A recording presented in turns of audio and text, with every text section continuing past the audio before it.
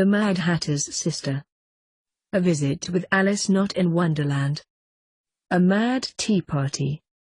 I remember there once was a table, under a tree and quite in front of a house. A rabbit came to sit at the table, and so did my brother. They enjoyed tea, but I was not invited to attend. A dormouse sat between them both, but he was sleeping. My brother and that rabbit were unthinking, resting their elbows on the poor dormouse's head. They carried on in conversation as if the little fellow did not matter. Well, I did not matter, that much was certain. My brother ignored me, and in turn, all his friends did the same. All of a sudden a young girl came to sit at the table. No one saw me watching them from behind the tree. I was quieter than a dormouse. I could tell, right off, Alice. That was the name I heard mentioned. She was a different sort.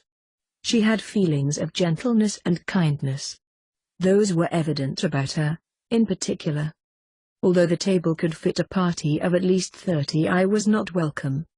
My brother told me there was not enough room. What guests were expected? I asked him quite that. He refused to answer.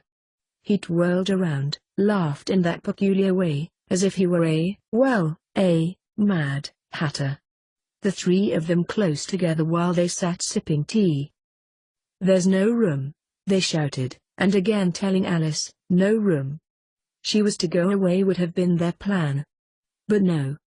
She was persistent. Not like me. She insisted there was plenty of room for her. Why could I not be so bold with my brother? I saw Alice take a seat in a large chair direct at the end of the table. How encouraging and inspiring I thought were her actions. I almost clapped my hands in appreciation of her determination and battle against my brother's horrible temper. She was going to be in for a spot of trouble, as the rabbit and my brother are perfectly uncivil in attitude and puzzling tactics. They got into their antics right away. Confusing poor Alice, but she was every bit up for the task. They ridiculed her for being an unwelcome guest, inserting herself to their table without an invitation. After statements flew back and forth, I heard Alice tell my brother he was very rude. And even though he opened his eyes wider than I'd ever seen him do before, all that replied to her remark was something insanely unrelated. He asked her, without quoting, exactly, why a raven is much like a writing desk. What an odd question to ask, and an even more odd response. Alice was fantastic at answering riddles. For that I was pleased. Pleased to see my brother had finally met his match. He had been extremely rude for far too long. Even the rabbit tried to befuddle Alice. She was smarter than anyone gave to her credit. Incessant riddles and words rolling across the table made me seasick. I had to cover my ears for the majority of it all.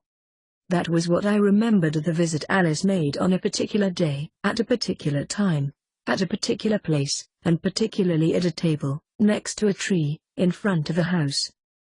I followed Alice everywhere, that day, because she exuded curiosity about her. And a bright idea came into my head on the day she left.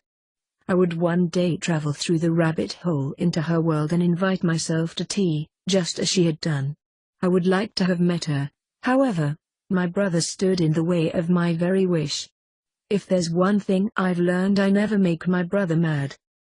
Decidedly, on a sunny morning I ventured forth to the place where the end of the rabbit hole met the grassy hillside. I nibbled on the mushroom and instantly fell down in size to 1 foot tall.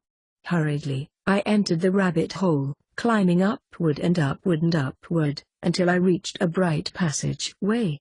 Hopping out, I was there, the place where Alice lived, and no longer in Wonderland.